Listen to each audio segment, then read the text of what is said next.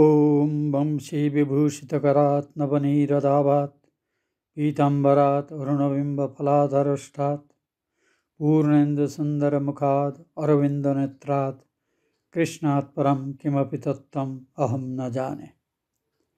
नमो ब्रह्मण्यदेवाय गोब्राह्मणहिताय च जगद्धिताय कृष्णाय गोविन्दाय नमो नमः। ओम नमो भगवते वासुदेवाय। শ্রী ভগবানের কৃপায় আজ আমরা আবার তাঁর শ্রীমদ্ ভাগবত মহাপুরাণে বর্ণিত অনুপম লীলা গাথা দশম স্কন্ধের দ্বিতীয় অধ্যায়ের যেখানে আমরা গতদিন শেষ করেছিলাম সেখান থেকে পাঠ শুরু করছি।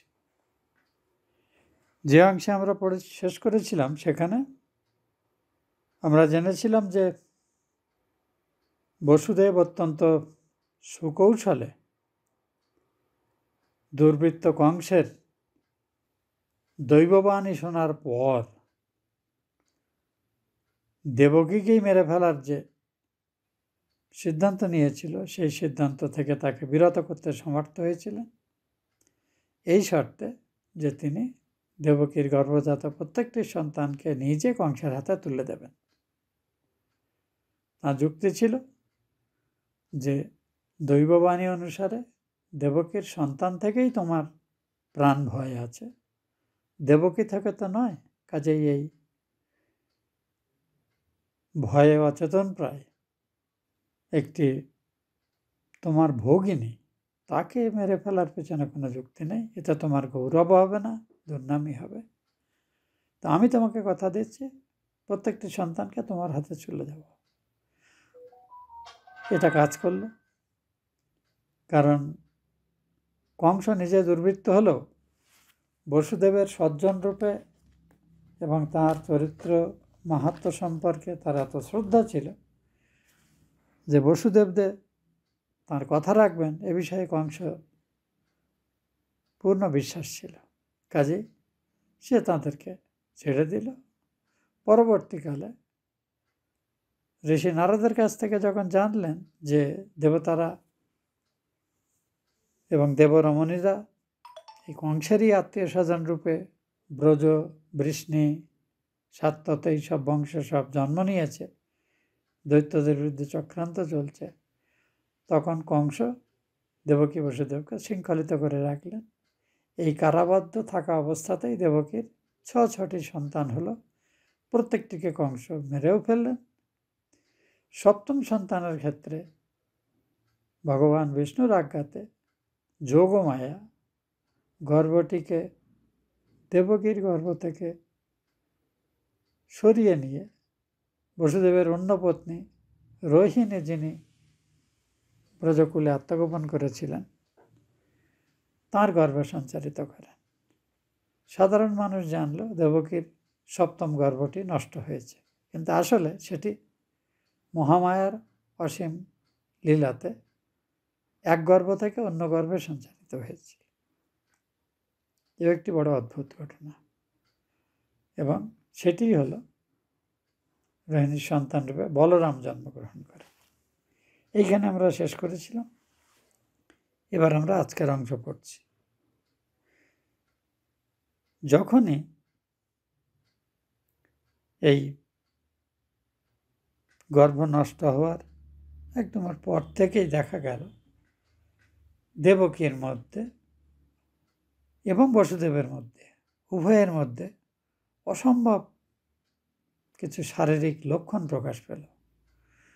বসুদেব অত্যন্ত তেজস্বী এবং জ্যোতির্ময় ব্যক্তিত্বের অধিকারী হয়ে উঠলেন, এবং মনে হচ্ছিল যেন তার মধ্যে কোনো অতিলৌকিক শক্তি ভর করেছে এবং তিনি জগতের কোনো কিছু থেকে ভীত নন। বসুদেব নিজে সজ্জন ছিলেন, ভক্ত ছিলেন, কিন্তু তার এই দৈহিক পরিবর্তন সকলকে চমকিত করল। একইভাবে যে যিনি জগতের মূর্তিমান মঙ্গলস্বরূপ, সেই ভগবান বসুদেবের শরীর মনকে আশ্রয় করলেন, এবং বসুদেব যখন মাতা দেবকীতে তার দেবকীর গর্ভ সঞ্চারের জন্য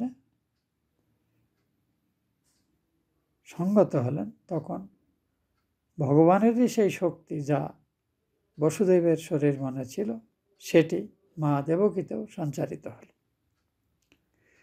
সঙ্গে সঙ্গে যেমন গর্ভ বৃদ্ধি পেতে থাকলো, সেই সঙ্গে সঙ্গে দেবকীর অঙ্গকান্তি অত্যন্ত সুন্দর হলো।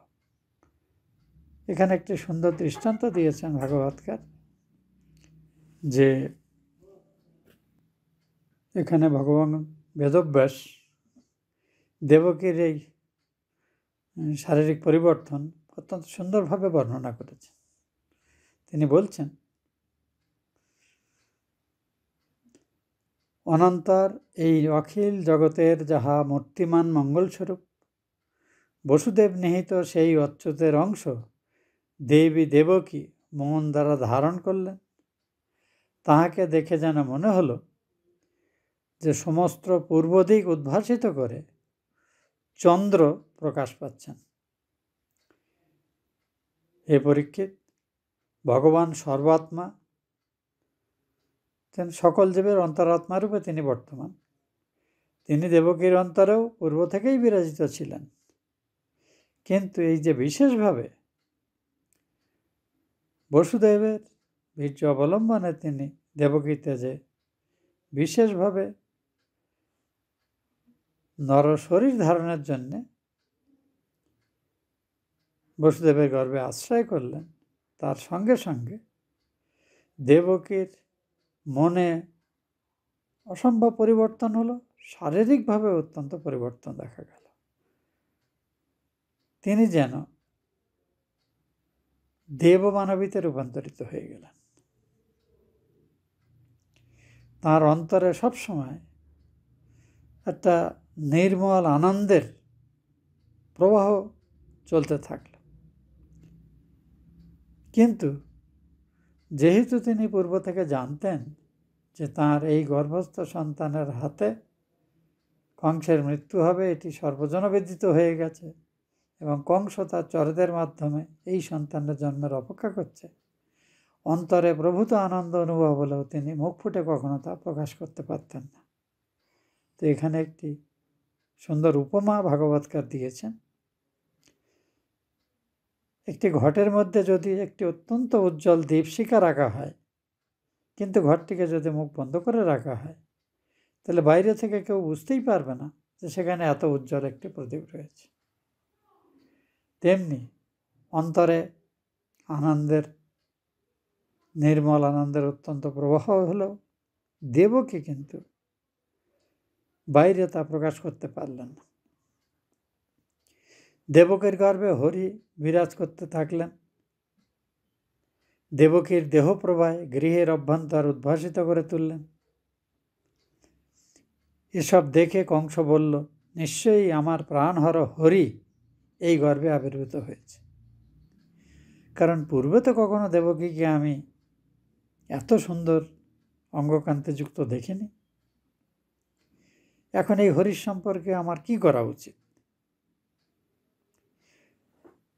এর আগে একবার দেবকীর প্রাণনাশের চেষ্টা কংস করেছিলেন, এখন তার মনটা অন্যভাবে আবর্তিত হলো। বলতে হবে এটি সাক্ষাৎ ঈশ্বরের ইচ্ছা। কংসের কিন্তু এখন চিন্তাটা একটু অন্যভাবে কাজ করল। তিনি ভাবলেন, এখন যদি দেবকীকে আমি বধ করি, তাহলে স্ত্রীবধ, ভগিনীবধ এবং গর্ভিণী একটি রমণীকে বধ, এই তিনটি অত্যন্ত নিন্দনীয় কাজের সঙ্গে আমার নাম যুক্ত হবে, এবং আমার যশ, সম্পদ, আয়ু নষ্ট হবে। যে ব্যক্তি কেবল হিংসাদি ক্রূরকর্ম দিয়ে জীবন ধারণ করে, সে জীবন মৃত। কিছু সৎকর্ম না থাকলে মানুষের বাঁচার কোনো অর্থ হয় না। কিন্তু এই ধরনের নিন্দনীয় কাজ করে মানুষ যতদিন বেঁচে থাকে, এর জন্য তার সমস্ত কীর্তি মলিন হয়ে যায়। এবং মরণান্তে পাপী জনপূর্ণ নরকেই তার গতি হয়। অত্যাচারী নিষ্ঠুর মনোবৃত্তির কংসর মধ্যে এই রকম ভাবনা চিন্তা হচ্ছে, এটা ভাবতেই অবাক লাগে। ভগবানের ইচ্ছা হলে সবই সম্ভব।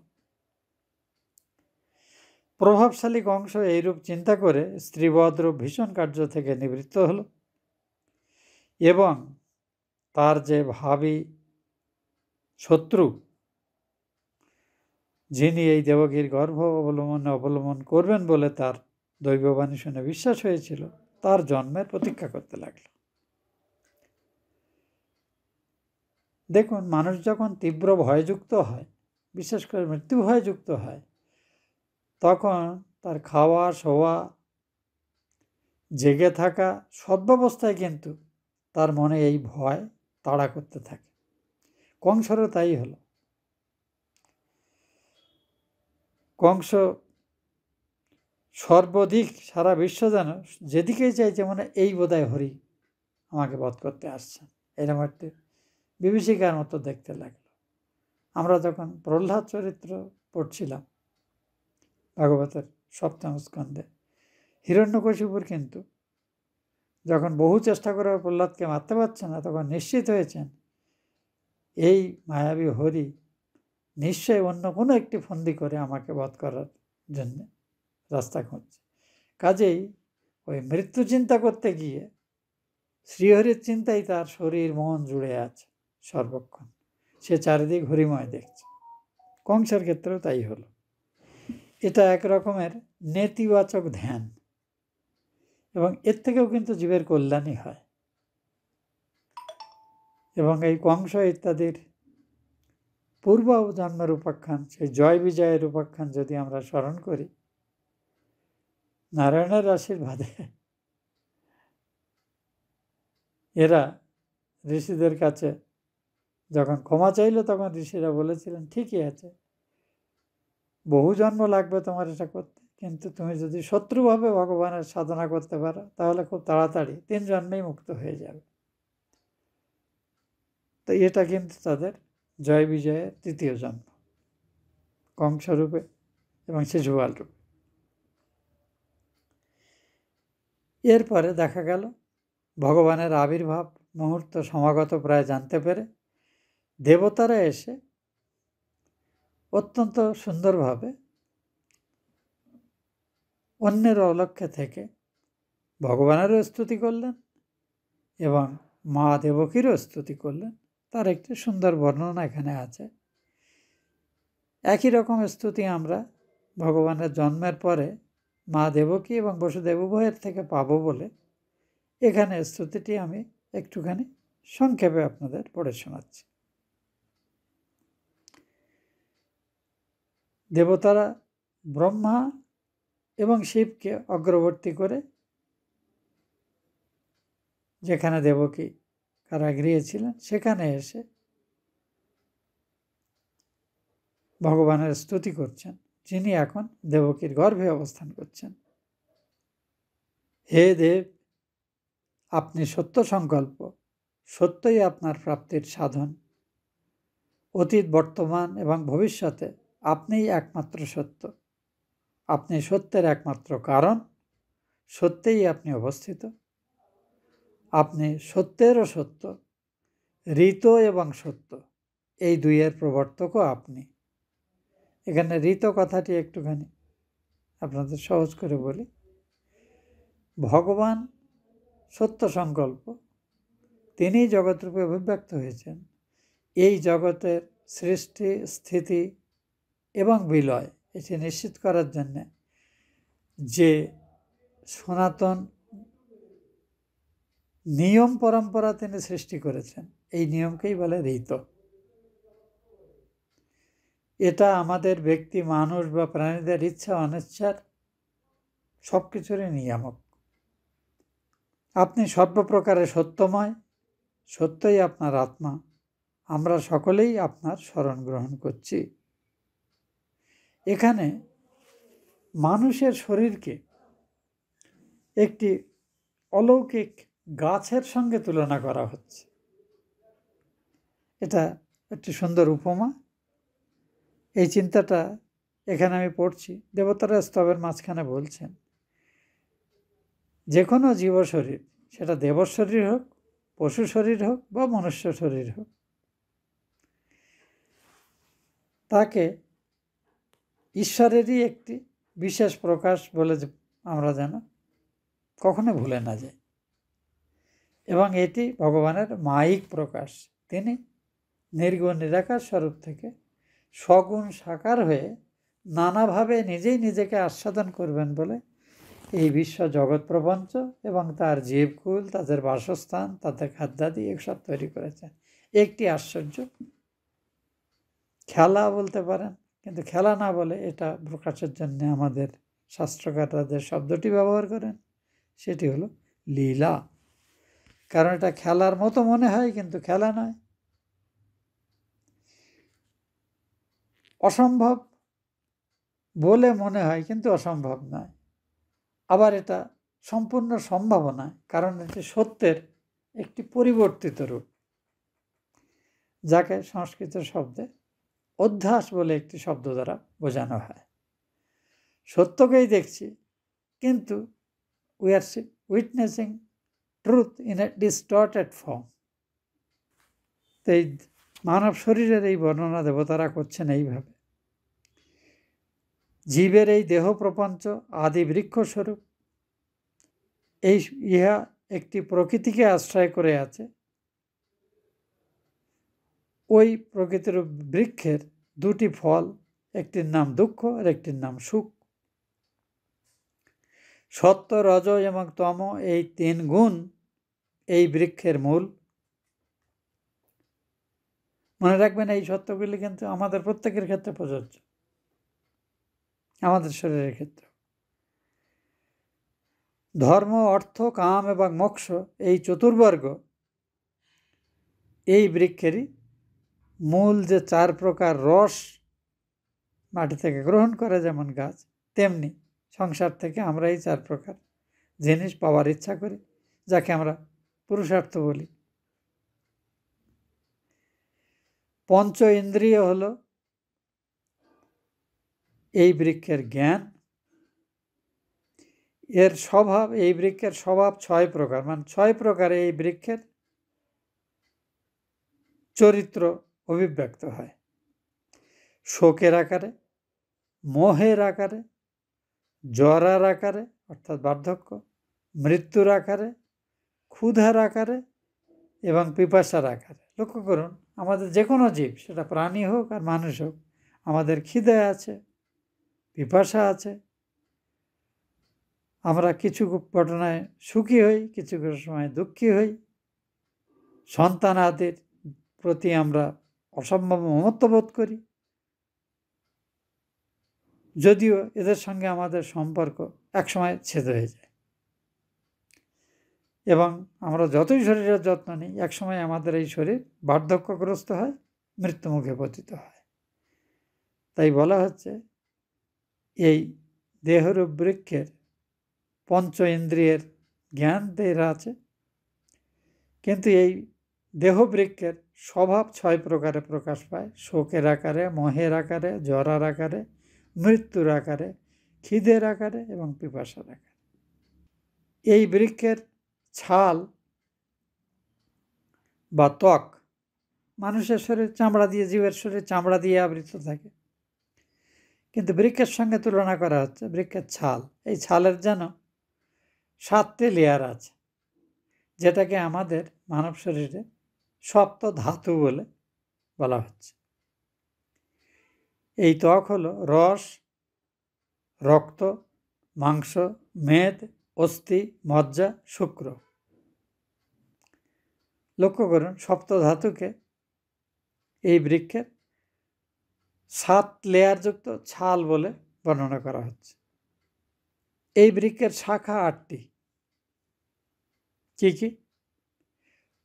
পঞ্চ ইন্দ্রিয়, মন, বুদ্ধি এবং অহংকার। পঞ্চ ইন্দ্রিয় 5, মন, বুদ্ধি, অহংকার, এই 3টে 8। গীতাতেও এটি আমরা কিন্তু পাই। এই শরীরের প্রকৃতির 8 ভাগে ব্যাখ্যা। এই শরীরে 9টি দরজা। অ্যাকচুয়ালি আমাদের শরীর থেকে যেমন নাকের 2টি ছিদ্র, কানের 2টি ছিদ্র, মুখ 1টি, 7টি হলো পায়ু, যেখান থেকে আমাদের মল নির্গত হয়, মূত্রদ্বার, এগুলো সব মিলে মোটামুটি 9টি আমাদের এই শরীরে দরজা। বাউল গানে আপনারা শুনে থাকবেন, 8 কুঠুরি 9 দরজা, ঘরখানা হয় 3 তলা। তো এসব কিন্তু আমাদের এই ভারতীয় জীবন দর্শনে লোকসঙ্গীতের আকারে ব্যক্ত করা হয়েছে। এই দেহে 2টি পাখি সবসময় বর্তমান আছে। একটি হলো জীবরূপ পক্ষী, আরেকটি হলো ঈশ্বররূপ পক্ষী। ঈশ্বররূপ পক্ষীর স্বরূপটি আমরা জানি না, কিন্তু সেটি শান্ত। জীব পক্ষীটি এই শরীরের দ্বারা, ইন্দ্রিয়ের দ্বারা তাড়িত হয়ে ভালো মন্দের পেছনে সবসময়, সুখ দুঃখ ইত্যাদির পিছনে যাচ্ছে। এর উপনিষদ আমরা উপনিষদেও পাই যে একটা গাছে 2টো পাখি পড়ে আছে, একটা পাখি শান্ত ধীরে উঁচু বসে, আর একটা পাখি বিভিন্ন ডালে এক ডাল ওটা লাফাচ্ছে, কখনো তেতো ফল খেয়ে কষ্ট পাচ্ছে, কখনো মিষ্টি ফল খেয়ে আনন্দিত হচ্ছে, সেই রকম। তো এই গাছে, দেহরূপ গাছে 2টি পাখি বাস করে, একটি হলো ঈশ্বর, আরেকটি হলো জীবাত্মা। হে দেব, ভগবানকে দেবতারা ভগবানকে উদ্দেশ্য করে বলছেন, আপনি কার্যস্বরূপ এই সংসার বৃক্ষের সৃষ্টি করেন, এর স্থিতি নিশ্চয় করেন, অর্থাৎ পালন পোষণ করেন, এবং একসময় প্রলয়কালে নিজের মধ্যে এটিকে সংহার করে নেন। যাদের জ্ঞান আপনার মায়ায় সম্পূর্ণরূপে আচ্ছন্ন, তারাই আপনাকে নানা রূপে দেখে থাকে, কিন্তু প্রকৃত আপনি নানা নন। আপনার এই যে বহু বিচিত্র রূপ, এটি আপনার মায়িক প্রকাশ। আসলে আপনি এক, অদ্বিতীয়, অখণ্ড। তো এইভাবে দেবতারা সুন্দরভাবে ভগবানের স্তব করলেন। তারপরে তারা, একটুখানি আমি স্কিপ করে যাচ্ছি, কারণ এই ধরনের বর্ণনা আমরা আগেও পড়েছি। তারপরে বলছেন, আপনি এই ত্রিলোক অর্থাৎ স্বর্গ, মর্ত্য, পাতাল এর পরিপালনের জন্য নিজের মায়ায় শুক্লবর্ণ রূপ ধারণ করেন, অর্থাৎ বিষ্ণু মূর্তি ধারণ করেন, রক্তবর্ণ রূপ ধারণ করেন, অর্থাৎ ব্রহ্মা রূপ গ্রহণ করেন, এবং কৃষ্ণবর্ণ রূপে মহেশ্বর রূপ ধারণ করেন, এবং এই জগতের সৃষ্টি, স্থিতি, বিষ্ণু রূপে পালন, ব্রহ্মা রূপে সৃষ্টি, মহেশ্বর রূপে এর প্রলয়। এই প্রলয় কিন্তু ধ্বংস নয়, এটি হলো মূল স্বরূপে ফিরে যাওয়া।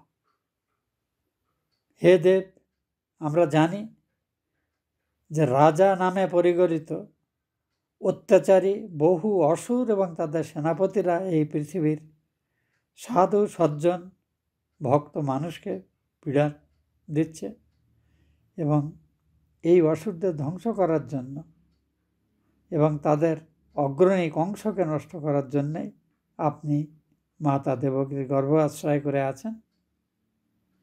বাইরের প্রহরীগণ আপনার জঙ্গসংবাদ কংসকে প্রদান করিব মাত্র এই নৃশংস এখনই নিষ্কর্ষিত অসি উত্তোলন করে ছুটে আসবে। এরপরে সুখদেব বলছেন, বসুদেবের এই শেষ যে অংশটি পড়লাম, সেটি দেবতারা চলে যাওয়ার পরে বসুদেবের স্তুতির অংশ। রাজন কংসভিতা দেবকী দেখলেন, একটুখানি আমরা একটু স্কিপ করে গেছি। তো দেবতারা এইভাবে স্তব করার পর যখন ব্রহ্মা এবং শিবকে অগ্রবর্তী করলে চলে গেলেন স্বর্গধামে, তখন এবারে ভগবানের জন্মকাল উপস্থিত হলো। এই জন্মকালের যে অপূর্ব বর্ণনা ভাগবতে আছে সেটি কবিত্বময়, এবং যেহেতু ভগবানের জন্ম এই সময় শরৎ ঋতুতে হয়েছিল, কাজেই আমরা এই জন্মাষ্টমী সমকালীন বা তার ঠিক কিছুকাল পরে যে দুর্গাপূজা আমরা দেখি, এই সময়ে প্রাকৃতিক পরিবেশের সঙ্গে বর্ণনার খুব সাদৃশ্য আছে। এরপর যখন সময় অতিবাহিত হলো এবং ভগবানের আবির্ভাব কাল, যে দেবকীর গর্ভ থেকে নির্গমনের কাল কাছাকাছি হলো, তখন দেখা গেল চারিদিক সব কিছু অত্যন্ত সুন্দর হয়ে গেছে। রোহিণী নক্ষত্র আকাশে উঠল, তার সঙ্গে অশ্বিনী এবং অন্যান্য মঙ্গলদায়ী নক্ষত্র বিশেষ ভালো সুখদায়ক অবস্থানে গেল। আকাশ এত স্বচ্ছ হলো যে আকাশে সমস্ত তারামণ্ডলী সুন্দরভাবে দেখা যেতে থাকলো। পৃথিবীর সমস্ত নগর, গ্রাম, পুর, ব্রজ, গ্রাম জায়গা সব কিছুতে যেন একটা আনন্দের প্রবাহ দেখা গেল, এবং প্রকৃতি শস্য শ্যামল এবং প্রবাহযুক্ত হলো। সমস্ত নদীগুলোতে সুন্দর স্বচ্ছ জল প্রবাহিত হতে থাকলো। বনে নানান ধরনের ফুল ফুটতে শুরু করলো, আর এই ফুলের গন্ধ নিয়ে সুন্দর সুখস্পর্শ বায়ু প্রবাহিত হতে থাকলো। ব্রাহ্মণরা যেসব যজ্ঞাদি করতেন, সেই যজ্ঞের অগ্নি যেন অত্যন্ত আনন্দের সঙ্গে সহজে প্রজ্বলিত হতে থাকলো। সকলেই বুঝতে পারল পৃথিবীতে কোনো শুভ কালের সূচনা হচ্ছে, মঙ্গলদায়ক। দেবতাও পুষ্পবৃষ্টি করতে লাগলেন এবং বিভিন্ন বাদ্য বাজতে লাগলো। গন্ধর্ব অপ্সরারা নৃত্য করতে থাকলেন। এইরকম সময়ে সর্বান্তর্যামী বিষ্ণু ঠিক পূর্ব দিক উজ্জ্বল করে যেমন সূর্যের প্রকাশ হয়, কিংবা সন্ধ্যার অন্ধকারকে ভেদ করে যখন পূর্ণ চন্দ্রের যখন আবির্ভাব হয় তখন যেমন পূর্ব দিক উদ্ভাসিত হয়, সেইভাবে সমস্ত পূর্ণচন্দ্রের ন্যায় দেবরূপিণী দেবকীর গর্ভ থেকে ভগবান আবির্ভূত হলেন। এবং যে মূর্তি নিয়ে তিনি আবির্ভূত হলেন সে বড় অদ্ভুত মূর্তি, সেটা সাধারণ বালক নয়। তিনি চতুর্ভুজ, শঙ্খ চক্র গদা অস্ত্রধারী, তাঁর বক্ষে শ্রীবৎস চিহ্ন, গলে কৌস্তবমণি শোভিত, পরিধানে তাঁর পীত বস্ত্র, ঘন মেঘের ন্যায় মনোহর তার কান্তি, মস্তকে সুন্দর কেশরাশি এবং মহামূল্য বৈদুর্য মণিযুক্ত যে কিরিট তার মাথায় রয়েছে, তার কানে যে কুণ্ডল রয়েছে তার জ্যোতিতে যেন সমস্ত কারাগৃহ উদ্ভাসিত, যে কারাগৃহ এখন সূতিকাগৃহে পরিণত। অতি মনোরম হার তার কোমরে আছে, তার বাহুতে অঙ্গদ, হাতে কঙ্কনাদি রয়েছে। বসুদেব মহাবিস্ময়ে উৎফুল্ল নয়নে শ্রীহরিকে পুত্ররূপে অবতীর্ণ হতে দেখে মনে মনে ব্রাহ্মণদের অযুত সংখ্যক ধেনু দান করলেন। তিনি যেহেতু কংসের কারাগারে আবদ্ধ, কাজেই সামর্থ্য থাকলেও তিনি যেহেতু কারাগারবদ্ধ, তাই মনে মনে দান কার্য করে তিনি তাঁর মনের এই যে কৃতজ্ঞতা ব্যক্ত করলেন। কৃষ্ণ তাঁর পুত্ররূপে অবতীর্ণ এই আনন্দেই আপ্লুত হয়ে তিনি মনে মনে এই দান কার্য করলেন। সুখদেব পরীক্ষিতকে বলছেন, হে ভারত, কৃষ্ণ নিজ দেহ প্রবাহে সূতিকাগার উদ্ভাসিত করে তুললেন। তখন বসুদেব তাহাকে পরম পুরুষ বলে বুঝতে পেরে, কারণ এই চেহারা তো সাধারণের হয় না, এটা সাক্ষাৎ নারায়ণের যে বর্ণনা আমরা পড়ি, বিভিন্ন এই আনন্দেই আপ্লুত হয়ে তিনি মনে মনে এই দান কার্য করলেন। সুখদেব পরীক্ষিতকে বলছেন, হে ভারত, কৃষ্ণ নিজ দেহপ্রবাহে সূতিকাগার উদ্ভাসিত করে তুললেন। তখন বসুদেব তাহাকে পরম পুরুষ বলে বুঝতে পেরে, কারণ এই চেহারা তো সাধারণের হয় না, এটা সাক্ষাৎ নারায়ণের যে বর্ণনা আমরা পড়ি বিভিন্ন জায়গাতে, অবিকল তার সঙ্গে সাদৃশ্যযুক্ত। তো তিনি মস্তক অবনত করে গীতাঞ্জলি ফুটে সেই ভগবানের স্তব করতে লাগলেন। বসুদেবের এই স্তবটি কিন্তু বড় সুন্দর। এখন আমরা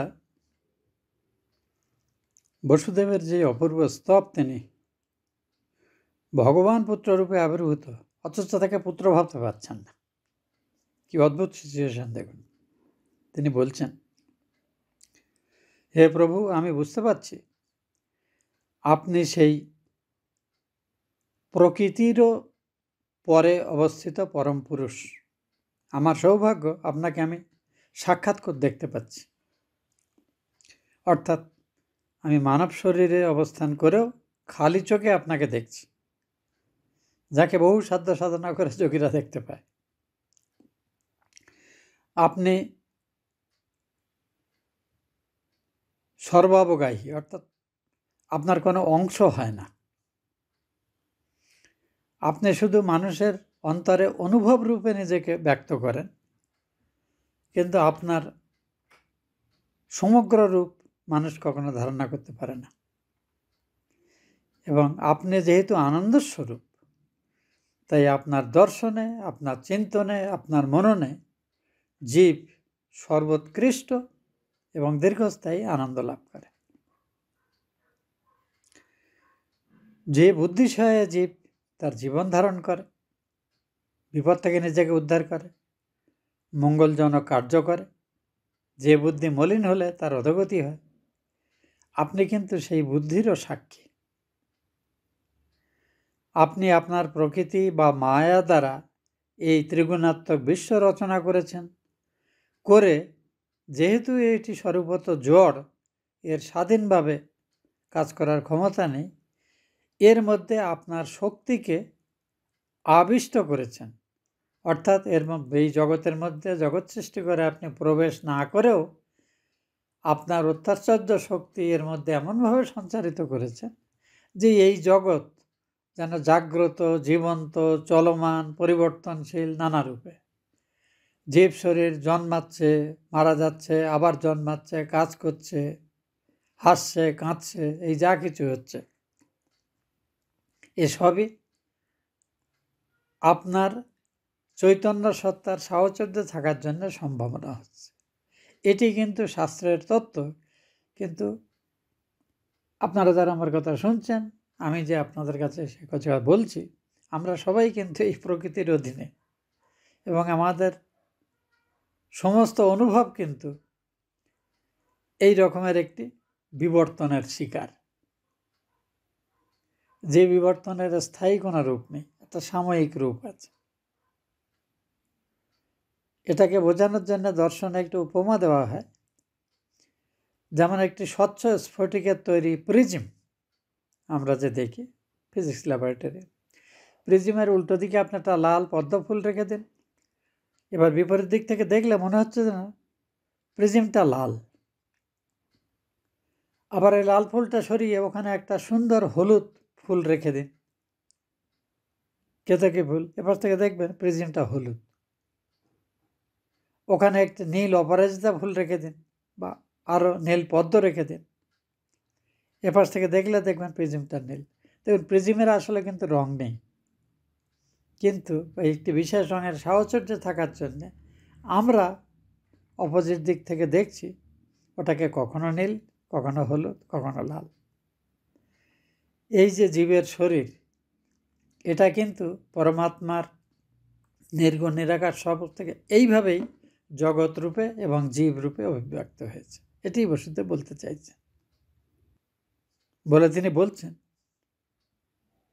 ঋষিরা আমাদের এই তত্ত্ব বুঝিয়েছেন, কিন্তু তারপরেও এই বোধ আমাদের জাগ্রত হয় না। কিন্তু যারা জ্ঞানী তারা নিশ্চিত রূপে জানেন, এই যে আপনি জগৎ রূপে নিজেকে ব্যক্ত করেছেন, এ আপনার একটি আশ্চর্য লীলা।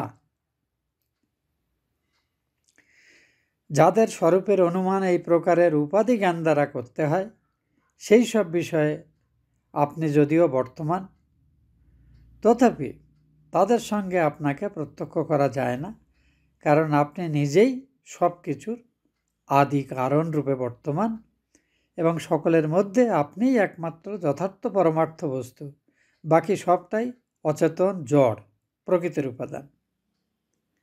আপনার কোনো অংশ হয় না, অথচ জীব দেখে অজস্র প্রকারের জীব শরীর নিয়ে আপনি কোথাও স্থির হয়ে আছেন গাছরূপে, কোথাও পাহাড় হয়ে আছেন জড়রূপে, কোথাও কৃমিকীট হয়ে চলছেন, কোথাও মানুষ হয়ে চলছেন, কোথাও দেবতা হয়ে চলছেন। এ আপনার এক লীলা, যা মানব মনের অগম্য। আপনি যে অন্তর্যামী রূপে প্রবেশ করেন, এই প্রবেশই আপনার মুখ্য কার্য নয়। আপনি যে দেবকীর গর্ভে প্রবেশ করেছেন, এটা আমরা জীব হিসেবে দেখতে পাচ্ছি। সেই গর্ভ থেকে আপনি আবির্ভূত হয়েছেন, এটাও আমার চোখের সামনে আসছে, কিন্তু আমি জানি স্বরূপত এটি সম্ভব নয়। এটি আপনার একটি অলৌকিক প্রকাশ। আপনি যে নিরবচ্ছিন্ন অনুভব এবং আনন্দস্বরূপ, অর্থাৎ যে আনন্দের এবং যে অনুভবের কোনো ভেদ হয় না, ছেদ হয় না, এই তত্ত্বই আপনার যথার্থ স্বরূপ। আপনার এই স্বরূপ আমি উপলব্ধি করেছি আপনারই কৃপাতে। আর আমারও এরূপ আশ্চর্য ভাগ্য, সৌভাগ্য বলতে হবে, যে আপনার সেই নির্গুণ নিরাকার স্বরূপকে আমি স্বগুণ সাকার রূপে আমার সামনে দেখছি। এই দেহাদি যে কিছু সমস্ত আত্মার দৃশ্যগুণ, যে ব্যক্তি এদের আত্মাতিরিক্ত বস্তু বলে নিশ্চয় করে লয়, সে সঠিক কথা বলছে না বা সঠিকভাবে জানছে না। এই ভেদজ্ঞানশালী মানুষ ভ্রান্ত। হে বিভো, এই বিশ্বের সৃষ্টি, স্থিতি, লয় আপনার দ্বারাই সম্ভব হয়। কেন সম্ভব হয়, কিভাবে সম্ভব হয়, তার রহস্য আপনিই জানেন। মানুষ কখনো, জীব কখনো এটা বুঝে উঠতে পারে না। আপনি সত্যগুণের মূর্তি বিষ্ণুরূপে এই জগৎকে পালন করেন, রজগুণের মূর্তি ব্রহ্মারূপে একে সৃজন করেন এবং মহেশ্বর রূপ তমগুণী মূর্তি নিয়ে এই জগতে ধ্বংস করেন।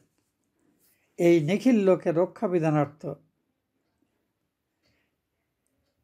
আপনি সর্বদাই সচেতন। তাই অসুর নামক যে রাজারা এই পৃথিবীর মহাভার স্বরূপ হয়ে উঠেছে, তাদের নিধনের জন্যই আপনি দেবকীর গর্ভ অবলম্বনে করেছেন।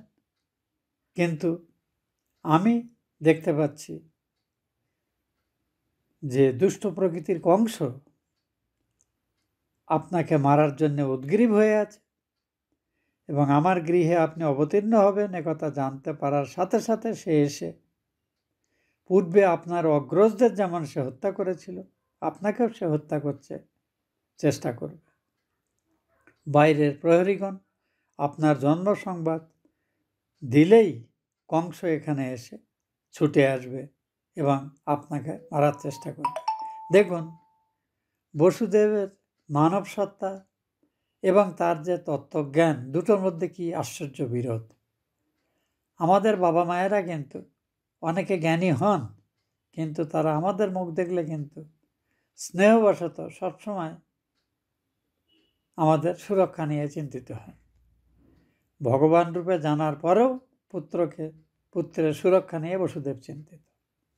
এরপরে মা দেবকীর অনুভব, মা দেবকী কীভাবে স্তুতি করছেন, এই নারায়ণ রূপ নিয়ে যে সন্তান মাদের গর্ভ থেকে ভূমিষ্ঠ হয়েছে তার বর্ণনা হচ্ছে।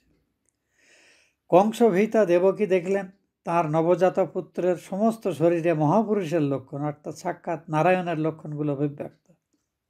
তিনি বুঝতে পারলেন এই পুত্র সাধারণ পুত্র নয়, কারণ একাধিক পুত্র আগেও তার গর্ভজাত হয়েছে, তাদের কেউই এই মূর্তি নিয়ে দেখা দেয়নি।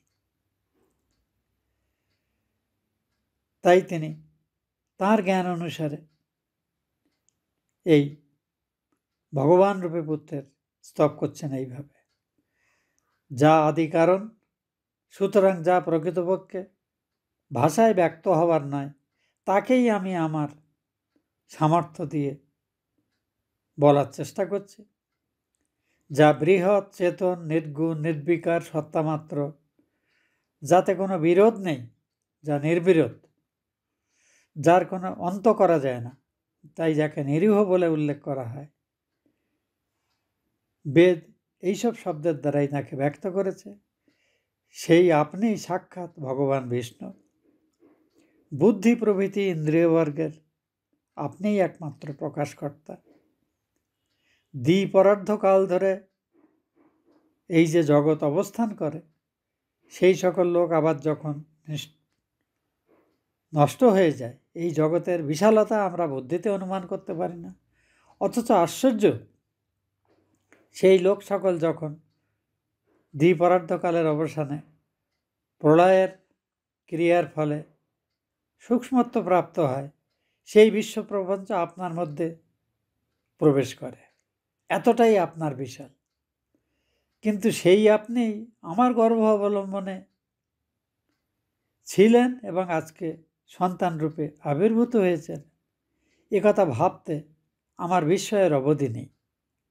এটা কি করে সম্ভব? সমস্ত বিশ্বরূপে যিনি নিজেকে ব্যক্ত করেছেন, অংশ তো, ভগবানের সবটাই বিশ্বরূপে ব্যক্ত নয়। বলা হয় অত্যুৎকৃষ্ট দশাঙ্গুলাম। তাঁর 1/4 দিয়ে তিনি এই বিশ্বপ্রপঞ্চ জগৎ, গ্রহ নক্ষত্র সমষ্টিত জগৎ তিনি সৃষ্টি করেছেন। তাঁর 3/4 কিন্তু এই মানব বুদ্ধির জ্ঞান বিজ্ঞান সব কিছু ধারণার বাইরে অবস্থান করে।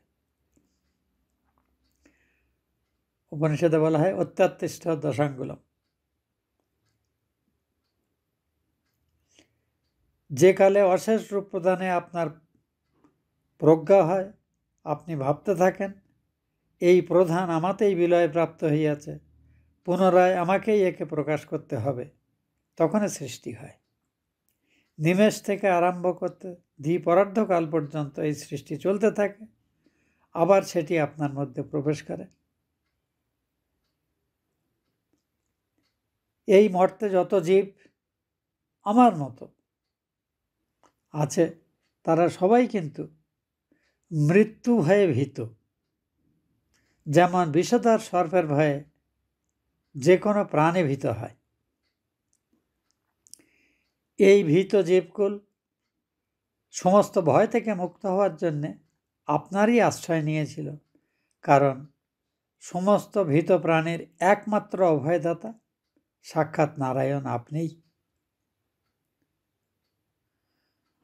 আজ তাদের কি সৌভাগ্য যে সেই আপনি আপনার মানব রূপ নিয়ে, আপনার অপূর্ব পাদপদ্ম দিয়ে এই পৃথিবীর উপরে হেঁটে চলে বেড়াবেন বলে ঠিক করেছেন। আর এই আপনার আগমনের জন্যেই এই ভয়ভীত জীবকুল, যারা অত্যাচারী কংস এবং অন্য দৈত্যদের অত্যাচারে ভীষণ পীড়িত, তারাও যেন আপনার আবির্ভাব মাত্রে খুব নিশ্চিন্তে ঘুমোচ্ছে। দয়া করে আপনি এই জীবকুলকে, আমাদিগকে এই অত্যাচারী দৈত্যদের হাত থেকে রক্ষা করুন। আপনার এই ঐশ্বরিক রূপ ধ্যানের যোগ্য। আপনি ইহা সাধারণ চর্মচক্ষুর গোচর করবেন না, অর্থাৎ আমাদের দেখা দিয়েছেন কৃপা করে, কিন্তু এই রূপ আপনি ঢেকে রাখুন। কংস আপনাকে দেখলেই কিন্তু মেরে ফেলবে। দেখুন, যে মা সাক্ষাৎ ভগবান রূপে সন্তানের স্তুতি করছিলেন একটু আগে, এখন তিনি আবার সেই ভগবান রূপী সন্তানের সুরক্ষা নিয়ে চিন্তিত। একেই বলে মায়া। আমরা সাধারণ বাবা মায়েরাও কিন্তু আমাদের সন্তানদের অমর বলে দেখতে চাই, যদিও আমরা মনে মনে জানি পৃথিবীর কেউ অমর নয়, কিন্তু আমরা তাদের মৃত্যু কল্পনাতেও আনতে ভয় পাই। তো ঠিক তেমনি এখানে মা দেবকী তার ব্যতিক্রম নন। ভগবান তার গর্ভে জাত হয়েছেন, অথচ সেই সন্তানের কল্যাণ নিয়ে তিনি উদ্বিগ্ন। দয়া করে আপনি আমাদের রক্ষা করুন। আপনার এই ঐশ্বরিক রূপ ধ্যানের যোগ্য। আপনি এর সাধারণের চর্মচক্ষুর গোচার করবেন না।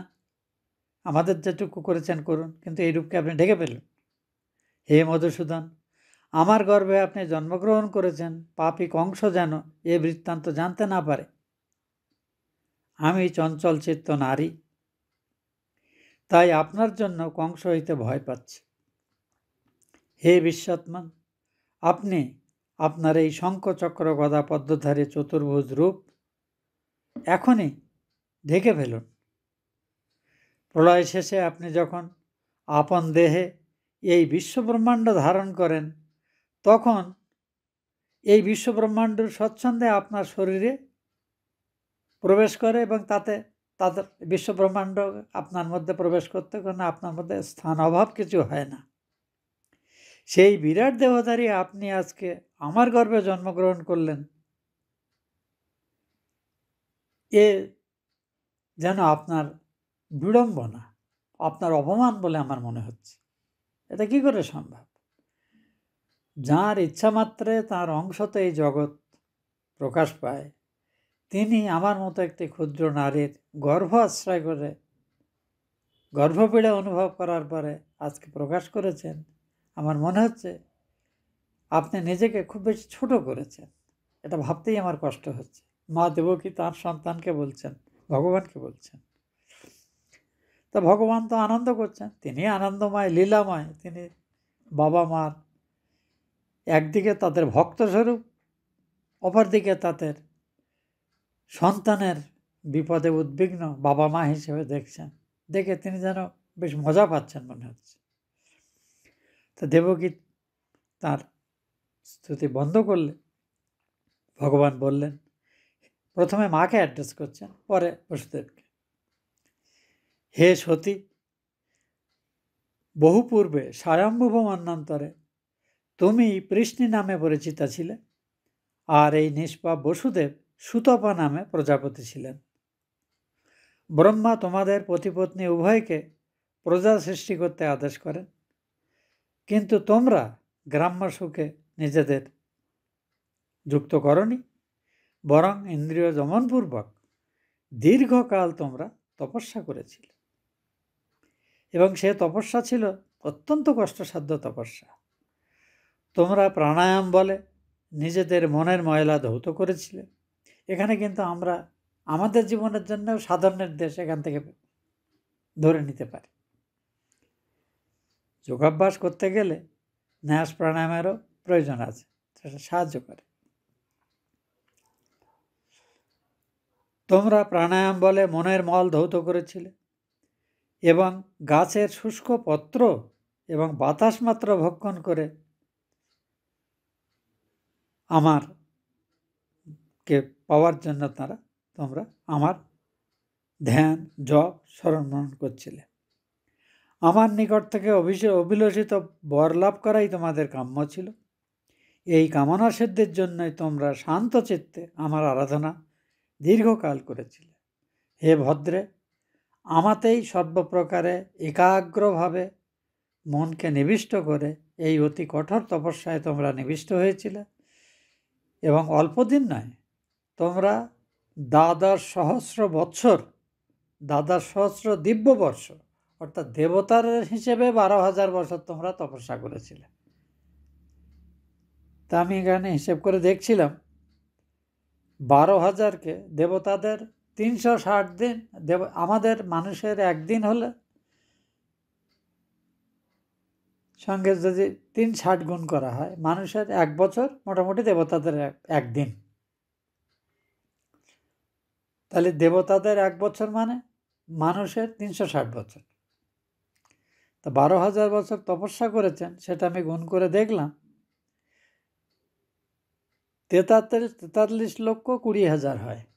এত বছর ধরে মা পৃষ্ণি এবং পিতা সুতপা প্রজাপতি ভগবানকে সন্তানভাবে পাওয়ার জন্য তপস্যা করেছিলেন স্বয়ম্ভু মন্বন্তরে। তোমাদের এই দীর্ঘ তপস্যার শেষে তোমাদের সামনে দর্শন দিয়ে এই যে মূর্তিতে আমি তোমাদের এখন দর্শন দিয়েছি, এই মূর্তিতেই দর্শন দিয়েছিলাম তোমাদের তপস্যা, তোমাদের প্রগাঢ় ভক্তি শ্রদ্ধা এবং একনিষ্ঠভাবে, যাকে গীতাতে বলা হয়েছে অব্যভিচারিণী ভক্তি সহায়ে আমাতে মনকে যুক্ত করে রাখার ফলস্বরূপ আমি তোমাদের প্রতি প্রসন্ন হয়েছিলাম এবং বরদানের ইচ্ছা প্রকাশ করলে বলেছিলাম তোমরা কি বর চাও প্রার্থনা করো। তখন তোমরা আমার কাছে প্রার্থনা করেছিলে যে তোমার মতোই রূপ এবং গুণযুক্ত একটি সর্বগুণান্বিত সন্তান যেন আমার হয়। এই প্রার্থনা কিন্তু তোমরা তোমাদের ইচ্ছায় করনি, আমার ইচ্ছাতেই তোমরা এই প্রার্থনা করেছিলে। কি আশ্চর্য কথা দেখুন। তাহলে মানুষ যা কিছু ভগবানের কাছে চায় তার পিছনে ভগবানের ইচ্ছা কাজ করে। একটি আশ্চর্য সত্য যা আমরা বুঝে উঠতে পারি না। আমার অভিপ্রায় অনুসারেই তোমরা এই বর চেয়েছিলে যে আমার তুল্য একটি পুত্র সন্তান লাভ করাই তোমাদের এই প্রার্থনার একমাত্র উদ্দেশ্য। তোমরা সাধারণ স্ত্রী পুরুষের মতো গ্রাম্য সুখ উপভোগ করনি, আমার দ্বারা পুত্র লাভের এই আশীর্বাদ পাওয়ার পরে তোমরা সাধারণ স্বামী স্ত্রীর মতো বংশবিস্তারে প্রবৃত্ত হয়েছিলে এবং আমি তোমাদের সন্তান রূপে আবির্ভূত হয়েছিলাম। গুণে এবং শীলে ঔদার্যে জগতে আমার তুল্য আর কেউ নেই জেনে আমি তোমাদের পুত্র হয়েছিলাম। সেই জন্মে আমার নাম ছিল বৃষ্ণিপুত্র, লোকে আমাকে এই নামে ডাকত।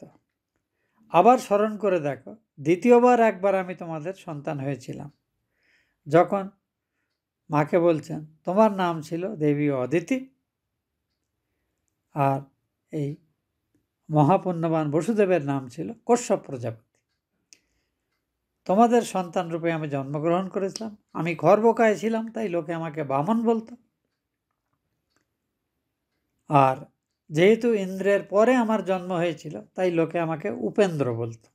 বামন এবং উপেন্দ্র রূপে আমি কিন্তু তোমাদেরই সন্তান রূপে আর এক কল্প আমি জন্ম নিয়েছিলাম। এই তৃতীয়বার আমি তোমাদের সন্তান রূপে আবির্ভূত হলাম। আমি তোমাদের সেই স্বয়ম্ভু ব্রহ্মাণ্ডান্তরে যে বর দিয়েছিলাম, সেই কথা যে আমি রক্ষা করেছি, সেটা যাতে তোমরা স্মরণ করতে পারো।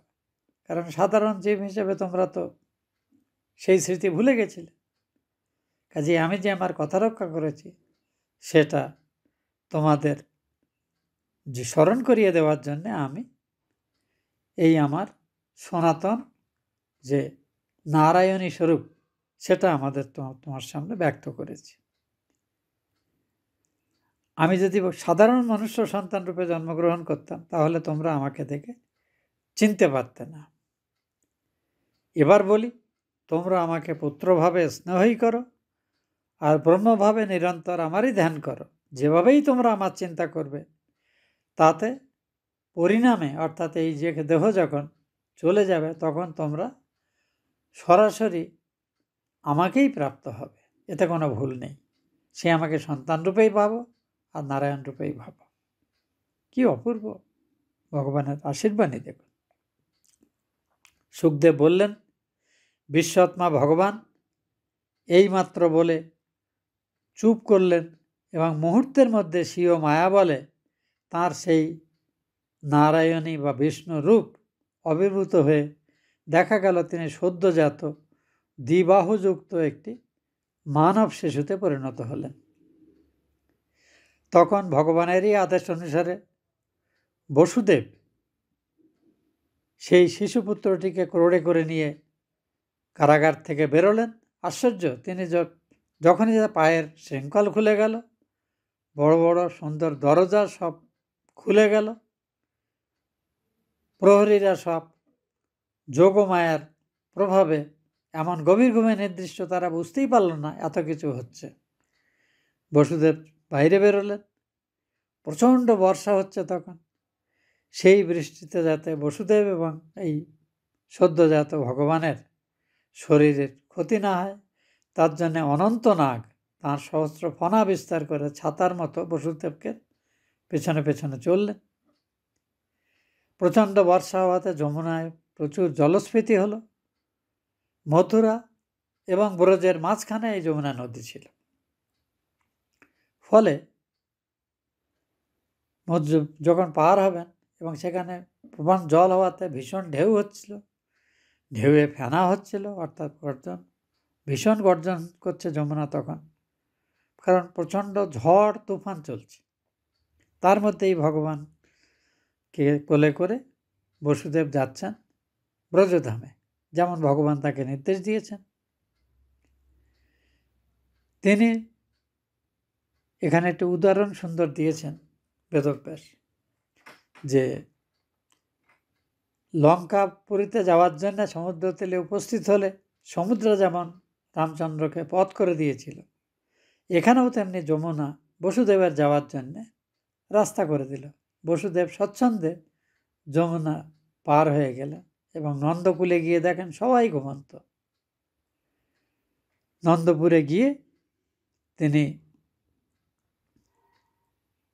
শিশুপুত্রটিকে, যে যশোদা যে সন্তান প্রসব করেছিলেন, একটি কন্যা সন্তান, সেই কন্যা সন্তানের জায়গায় এই সদ্যজাত শিশুটিকে রেখে সেই কন্যা সন্তানকে নিয়ে আবার তিনি যথারীতি কংসের কারাগারে ফেলে গেলেন এবং আস্তে আস্তে সমস্ত দরজা সব কিছু হলো। বসুদেবের পা আবার শৃঙ্খলিত হলো এবং সদ্যজাত কন্যা সন্তান যে তখন কেঁদে উঠল। স্বগৃহে ফিরে এলে তারপরে এই কন্যাটিকে দেবকীর শয্যায় স্থাপন করলেন এবং পদদ্বয় পুনরায় শৃঙ্খলিত করে পূর্বের ন্যায় বন্ধন অবস্থা প্রাপ্ত হলেন। নন্দপত্নী যশোদা জেনেছিলেন তার একটি সন্তান হয়েছে, কিন্তু তারপরেই মহামায়ার প্রভাবে তিনি এতটাই ক্লান্ত হয়ে নির্দিত হয়ে যান, সেই সন্তানটি স্ত্রী কি পুরুষ তা তিনি জানতে পারেননি। কাজেই সকালে যখন তার জ্ঞান হলো, তখন তিনি দেখলেন তিনি একটি শ্যামবর্ণ সুন্দর সন্তান প্রসব করেছেন। কাজেই যশোদা চিরকাল কৃষ্ণকে আপন সন্তান বলেই জানতেন, নন্দও তাই জানতেন। এইখানে কিন্তু এই অধ্যায় সমাপ্ত হচ্ছে। তো এর পরের অংশ আমরা পরে পড়ব।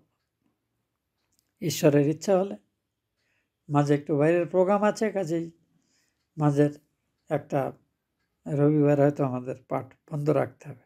দেখা যাক। ওম ইতপূর্বম প্রাণবুদ্ধি দেহধর্মাধিকারত জাগ্রত স্বপ্ন সুষুপ্তি অবস্থাসু মনসা বাচা কর্মণা হস্তাভ্যাম পদ্ভ্যাম উদরেণ শিষ্ণা যৎকৃতম যদুক্তং যৎস্মিতং তৎসর্বং ব্রহ্মার্পণম ভবতু স্বাহা মাং মোদয়ঞ্চ সকলম শ্রীরামকৃষ্ণচরণে সমর্পয়ে। ওং বিধিহীनं ক্রিয়াহীनं মন্ত্রহীनं যদর্চিतं ময়া নিবেদিतं ভক্त्या পরিপূর্ণं তদস্তু মে। কর্মণা মনসা বাচা তত্রণান্যগতির্মম অন্তশ্চারেণ ভূতানাং দ্রষ্টাতং পরমেশ্বর। ওম শান্তি শান্তি শান্তি। হরি ওম তৎসৎ। শ্রীরামকৃষ্ণার্পণমস্তু।